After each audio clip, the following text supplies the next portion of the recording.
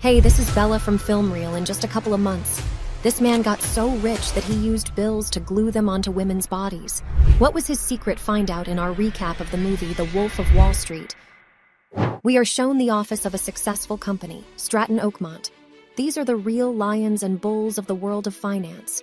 The employees of the company have fun throwing little people onto a board with a dollar sign for the bullseye. The main's character name is Jordan Belfort, and his fortune is $49 million. He drives a white Ferrari and lives in a huge mansion together with his wife Naomi, who is incredibly beautiful and attractive. In addition, Belfort owns a private jet to villas and a huge yard. He's simply living the dream in the morning. The man gets into a luxury limousine and drives to his office. He admits that he uses a lot of illegal substances, but what makes him really high is money. The colleagues greet Belfort with a storm of applause, and that's when we find out how it all began at the age of 22. Jordan Belfort marries and gets a job as a broker at a successful investment fund. Our hero is thrilled with the brashness, boorishness, and persistence of his colleagues. His boss, Mag Hana, invites the young, up-and-coming guy over for lunch. The boss tells Belfort that to reach success in his job, he needs a lot of women, alcohol, and illegal substances. Allegedly, this will help him save himself from the professional burnout. Belfort, impressed by the boss's revelations, follows this advice and starts living a dissolute life which he really enjoys. Music. And then all of a sudden, the Dow Jones Index plummets. This day is known as Black Monday. The stock market crashes. His company goes bankrupt, and Belfort loses his job on the advice of his wife, Teresa. The man takes a job at a small office selling small stocks. Soon he becomes the most successful broker in the company and buys his first cool car one day. Belfort meets his neighbor Donnie, a funny guy with glasses and his silly haircut. He immediately finds common ground with our hero together. The men decide to open their own firm and hire several of Belfort's friends. They are all guys with a questionable reputation, but excellent sales skills. Belfort quickly starts making a lot of money.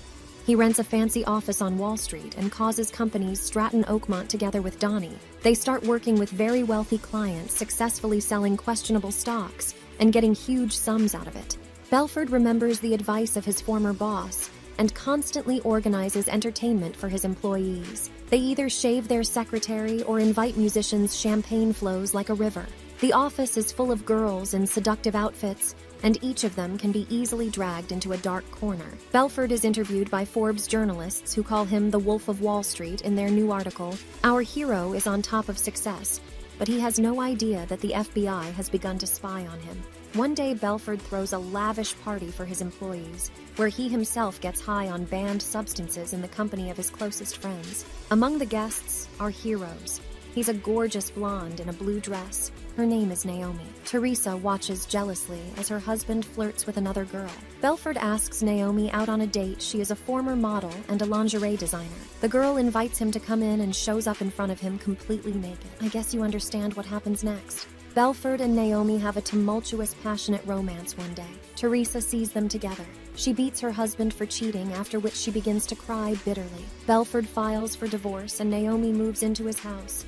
The beauty redecorates the house and even hires a butler into their home. Now they live like kings at one of the parties. Someone steals a large sum of money from Belfort. The man finds the culprit and uses torture to make him tell where the money is. He does not confess, and Belfort calls the police. The Securities and Exchange Commission send a lawyer to check on his company. At the same time, Belfort pulls off another scam. He offers Naomi to get married, and she of course agrees. A hero throws a bachelor's party in Las Vegas and spends $2 million on it. Then they have a magnificent wedding in the Bahamas with a luxurious dress and lively dancing. Even now, Miss On from Britain comes to the wedding. Belfort gives the woman a wedding gift, a huge yard